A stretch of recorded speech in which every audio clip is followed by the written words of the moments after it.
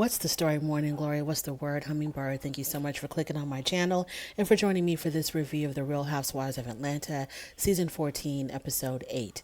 So, Sheree, Candy, and Marlo meet up at the sauna, and what I was confused about was why Candy came unprepared. So Candy knew that she was coming to a sauna, but she wasn't prepared because she said that she had another engagement afterwards, and she didn't want to go into the sauna because she didn't want to mess up her hair. So was this like a planned event for all three of them, or was she just gonna stop by real quick and then leave? Like, I didn't understand how she came to a sauna not prepared and couldn't even get in the sauna with Marlo and Sheree. I didn't understand that at all. So while Sheree and Marlo are actually in the sauna, Candy is outside of the sauna, and that's how they were conversating. So Sheree starts off with how disappointed she is that Candy hasn't stepped up to be more of a friend. I've said this several times. I don't understand why Sheree feels like she needs to be coddled because her situation with Tyrone has ended. Sheree has been living without this man for 10 years, the whole time when he was incarcerated. He came out and they've had several problems since he's been released. The most recent one being how he stood her up in Philly when they were supposed to meet for a lunch date. He didn't even show up. He sends the producer, or his attorney sends the producer to tell Sheree that he couldn't leave his little area. So, what I like, girl, Sheree, how much coddling did you need when you were divorcing Bob? Did you need that much? Did you need that much coddling with Bob as you do with Tyrone? These women have done all they could. They've gave you their condolences. They've given you words of encouragement. I don't understand what else Sheree could possibly want from Candy. And so Candy explains once again that she didn't want to talk about her personal issues until Sheree herself had brought them up. And so from there, Marlo jumps on. And so Marlo starts talking about how, you have no idea that I had to talk to my sister. You never called me to see what was going on. I had this really intense conversation with my sister and you weren't there. This is just all bizarre to me because I know that Candy has known these women for a very long time. I just didn't know how needy they were of Candy's attention and time. I didn't know that Candy was, like BFF with them like that on that level because they're acting like, Candy was like a sister to them and Candy was there for them morning, noon, and night. And now she's MIA and they don't understand. I didn't think that their friendship was that super duper close for them to feel so hurt and so brokenhearted that Candy is not checking up on them. And so Candy says that I only give you what you give to me. And Candy says, y'all are not the only ones because my own family talks about how, I don't spend enough time with them because I'm stretched so thin. She's got a million things going on. That's always been the running joke with this group is that Candy has a million businesses, a million projects. She's all over the place and they know this. So like, where do they expect her to find the time to sit down and talk on the phone for 6 hours because someone's so-called boyfriend didn't show up for a luncheon date and because someone is struggling with issues with their sister? Like, where do they think she's going to have the time to do all of that when they themselves are always joking about how Candy is super duper busy? Her own husband is complaining about her not spending enough time with him. So why should she jump through hoops to spend all this time with y'all? So they really do need to get over it and stop being such babies. So Candy says, she doesn't understand why they're always getting on her about this. Yeah, like why? Why is it just Candy that y'all are expecting so much from? It was just crazy to me how everybody was like, well, not everybody, but Sheree and Marlo were just all like, oh, Candy, you don't do this for me and you don't do that for me and you don't call in check. Candy has 1,000 things going on. She's got two small children. She's got a daughter in college who is law school bound. She has a needy husband. She's got 55 million businesses. She's got all kinds of stuff going on. Like, why can't y'all cut her a break and let her live her life and just be happy with whatever time that she can spend with y'all. Moving on from there, Sonia. So she cooks a very special dinner for her husband Ross, and while they're having dinner, she brings up the whole thing with the baby. Ross wants to have another child. She does not. Sonia believes that she is spread way too thin with whatever she's got going on. She's a mom, she's a businesswoman, she's a wife. So she says she's spread way too thin to have another baby, especially since Ross really didn't step up to the plate when they had their first child. And she felt like she was doing all of that on her own, with a brand new baby. So she says, the goal of us moving to Atlanta was that you can move your car service business to Atlanta so you could be, with us a lot more, but you still have the car service business still going on in Texas. And so you're gone a lot dealing with that. And, the whole thing about him not really being present, when she, if she were to have another child. And, she thinks that having a child right now is not a really good time for the family. It wouldn't be a really good fit right now for their family. And Ross, on the other hand, he says he wants another child. He says the feeling is not going to go away and this is what he wants and he's not going to back down on that. And then Sonia asks him, well, would you resent me if we didn't have another child? And Ross said, I don't know. And that was saying a lot. And I don't know what couples do in a situation like this when the two of y'all are on completely different pages as far as having additional children or having children at all. Like, what do people do? And then I thought to myself, well, did they even discuss this when they got married? How big their family was going to be and how many children they wanted to have. Was this even a conversation? And then I thought to myself, even if it was a conversation, even if they were in agreement in the beginning, things can change. And when situations change, the things that you want and desire change as well. And that's fine. And that's being human. So I have no idea like what you could do in a situation like this. Someone is going to have to give up a whole lot in order to make the couple as a whole work. He's going to have to give up on wanting another child, or she's going to have to give up with just being a parent to one. So it's just, I don't know. That's very complicated to me. It's very, very complicated. All I can say is I'm glad I'm not in their position. So we know why Sonia doesn't want to have another child. She's, giving us the play by play on that. But what I want to know is, why does Ross really want to have another child? Does he just want to have I don't think I caught that at all in any of the episodes as far as why he's so adamant about having another child. Does he not want his son to be an only child? Does he really want to have a little girl? Like, does he want, is it because, why does he want another child? I don't know. So Sheree has hired herself a business manager. Thank God. Sheree needs some serious motivation.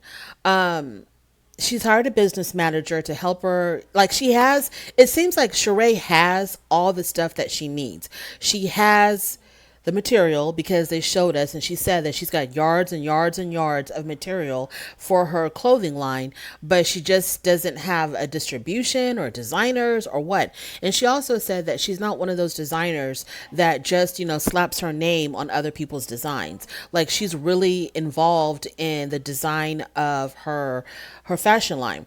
So I just don't know, like, what's going on with Sheree. Like, why you had all this money, because you feel like Sheree would have the money to get a team together to do what needs to be done because she had the money to build this mansion.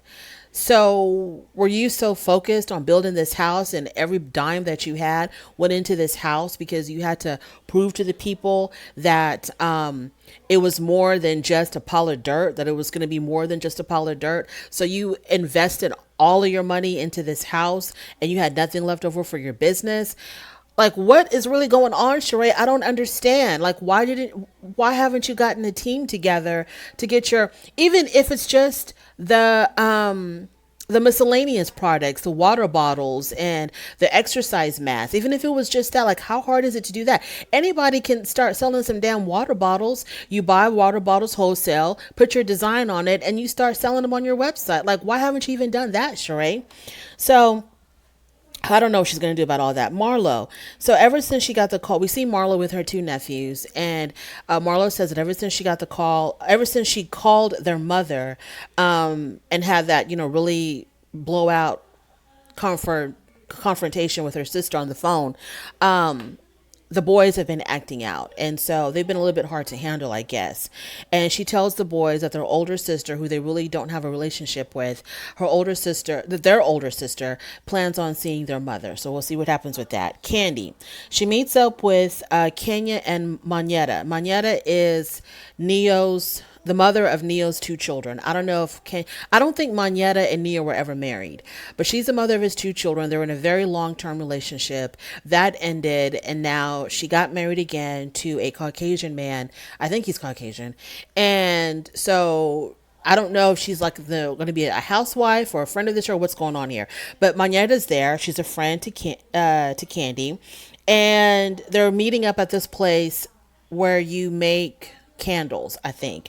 So while they're there, they talk about, Kenya brings up how she brings up the fact that Marlo was talking about Candy at the luncheon that Candy was unable to attend. And she was basically saying that, Marlo was saying that you're a really bad friend because you really haven't been there for a charade. And so Candy was like, well, if it feels like Marlo is starting this campaign against me about me being a really horrible friend. So then Candy and Kenya argue. They have an argument about Candy being completely oversexed, Kenya being very hypocritical and contradictory because one minute Kenya acts like, oh my God, I'm so offended by your, candy coated products and how you're so overly sexualized and so offensive. And you're doing all of this and that. And, I'm a single woman and you gave me, vibrating panties in front of all these other women's husbands. And I'm so offended, clutch my pearls. And Candy's looking at Kenya like, well, you're the one that was talking about in front of my husband. Like, if you wanted me, you could get me. And you were saying that in front of my husband. So stop with the whole, acting like you're so sensitive and you're so virginal. Stop with all of that. So they argue for a little while and then they make up and they're good to go. Moving on. So Drew has her big event, the biggest winners event, which is to celebrate her clients who have lost the most weight. And she invites all the women to the event, and I think all of them attended. So Sonia wants to attend because she wants to make amends with Drew. She says she didn't mean to start any conflict with Drew, but she did. So why did you even start? I mean, that's one thing I don't understand. You go so hard against someone. You go so hard on them. And then later on, you're like, oh, well, I just want us to make up and be friends. Why did you even start the conflict? If your end goal was to be her BFF, why did you even start the conflict? Like, what was that all about? So when Marlo enters with Sheree, she walks past Candy, doesn't say anything to Candy, and Candy noticed that. Sheree brought her exercise mat, her water bottle with her logo on it, one of the things that she's going to be selling, and she's also wearing her product. Okay, good. That's a good start. Promotion is everything. So Sheree's derriere is ridiculous. Like, absolutely ridiculous. That woman's body is like so perfect. I think out of all the women on this show, she probably has the best physique. And I think Sheree is all natural. And to think that God created that derriere like that, like just it was just unbelievable. Like, Sheree has a very nice body. She is so perfect for this workout line if she can just get it launched. She is perfect for the workout line. She needs to do like some workout videos. She needs to dive deep into this whole health and fitness industry because her body itself is like a walking billboard. Anything that she wears looks so good on her. Like her joggers, her workout outfits, they look so good on her. Anybody would want to buy that, if they think that their body could look like that in those clothes. Her body is like her best marketing tool. Sheree, stop playing around and get this fashion line off the ground and start this whole fitness journey because it's sick. Her body is sickening. So anyways, moving on. So Sonia goes up to Ralph and she talks to Ralph about the issues that she was having with Ross. I thought this was a little bit bizarre. Even though Ross and Ralph are friends, it was just so bizarre to me that Sonya will go up to Ralph and want to have such a personal conversation with Ralph, of all people. So she tells Ralph that, Ross wants another kid. I don't want another child because we're so busy. Our plates are so full. And I just don't think it's a good time for us to have a baby. And then Ralph was like, well, don't use that as an excuse to not have a child. Don't use being busy as an excuse to not have a child. We have 3 kids. We're busier than y'all. We have a lot going on and we make it. So, if there's a will, there's a way. If you want to have a child, have the kid, you're going to find a way to make everything fit together. So I'm pretty sure she didn't want to hear that. So Candy then confronts Marlo about talking behind her back. And Candy's like, I heard that at the luncheon you were saying some stuff about me not being a good friend. And Marlo was like, it wasn't just me. And Sheree even piped in. Sheree and Drew piped in, I think, and said, it wasn't just Marlo. We were all having a conversation about you. So then Candy and Todd, so then they start the, okay, so Candy and Todd, they have to leave abruptly. Todd gets a call and he tells Candy, we got to go. So they have to leave. They start the workout session and it was really intense because Sonya, the Olympic athlete, couldn't even keep up. Marlo, we know she couldn't keep up because she can't lift a grape. But I couldn't believe that Sonya was like, oh my God, this is so intense. Do they have a beginner's class? I was shocked about that because I thought if anybody could keep up with this workout, because it seemed like Drew was holding it down, Sonya would be able to ace it. Like she'd be able to just absolutely crush this workout, but it was challenging for Sonya. So in the confessionals, Marlo said, I don't want to work out. I get lipo like Drew. And then Sheree says, the way Drew worked out, I can see why she looks like a busted can of biscuits. I was like, oh my God, Lord have mercy. Wow. I am all for a Sheree and Marlo spinoff. I think I need that in my life because their reads, their little comments, the remark. I need a Sheree and Marlo spinoff. Expeditiously, please, bravo.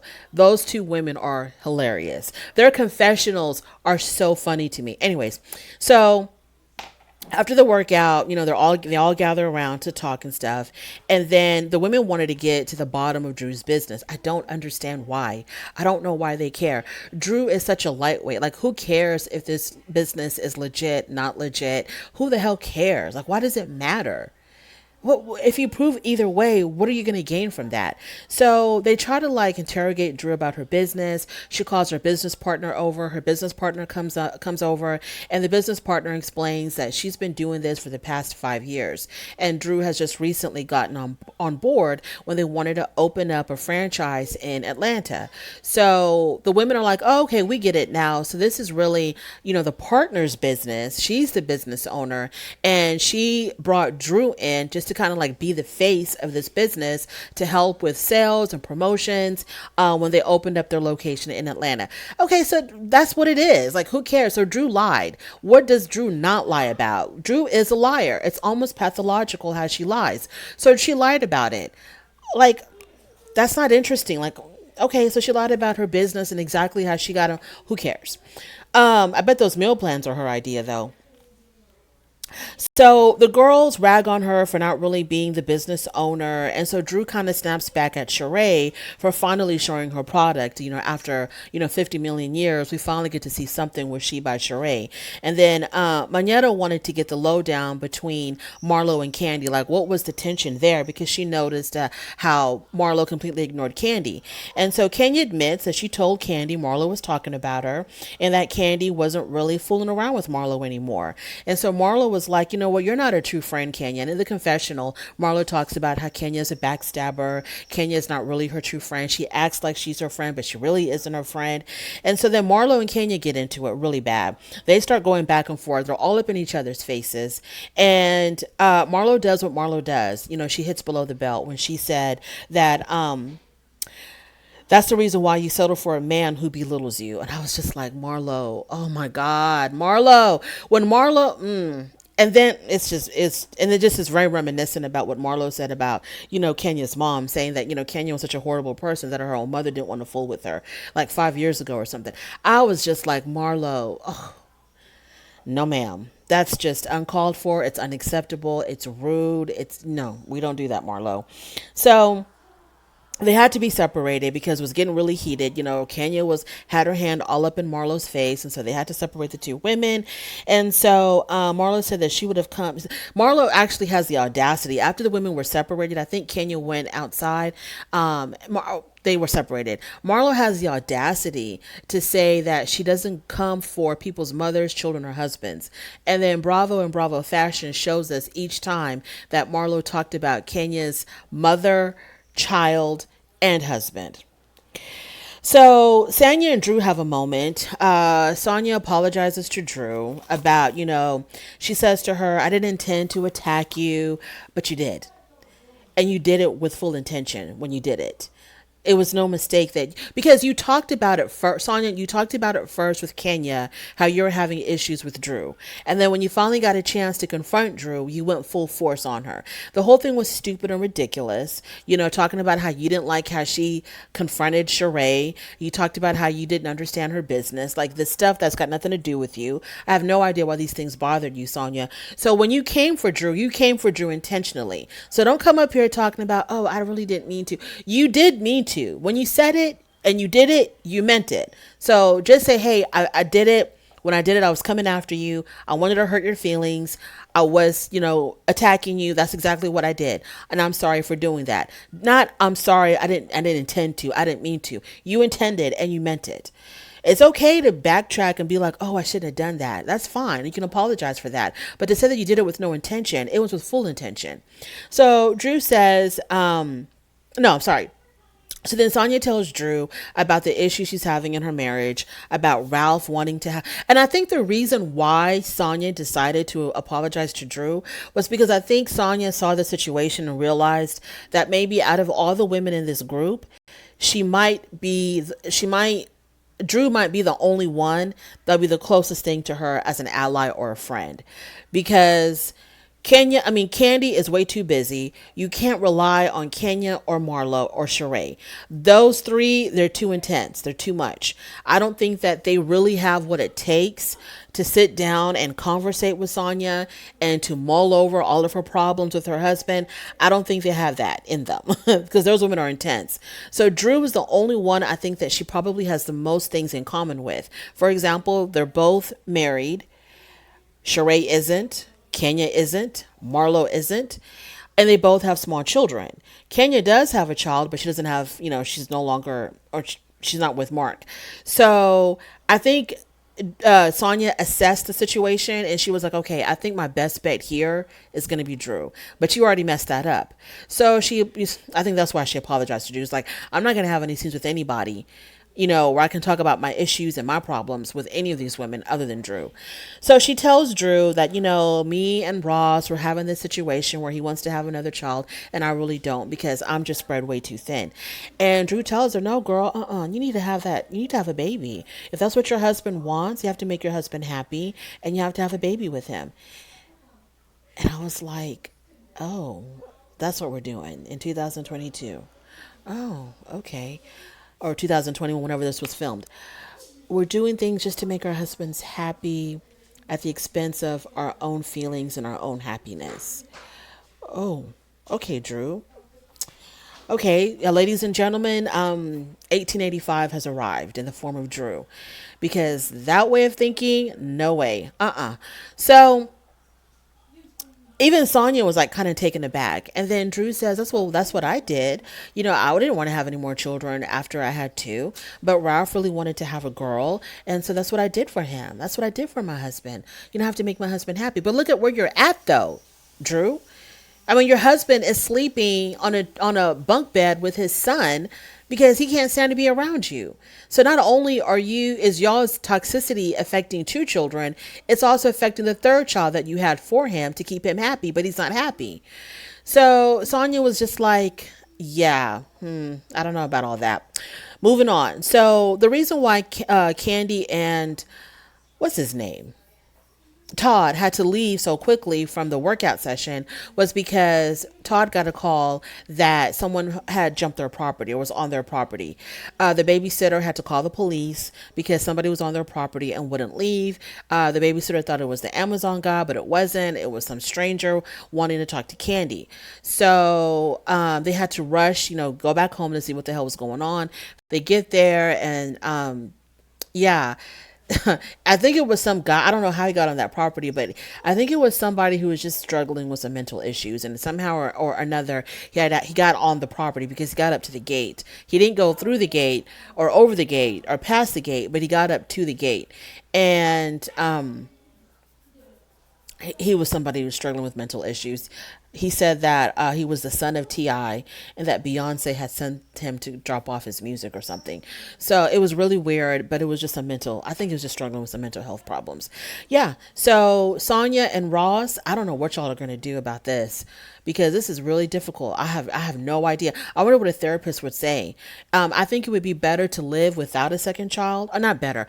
I think it would be easier for Ross to live without a second child than it would be for Sonia to have a child and be resentful because she gave in or because she had to do something that she didn't want to do. You know what I mean? Obviously, she would love her child, and and all of that. But I think there would be some resentment there, and it's going to be resentment on either end.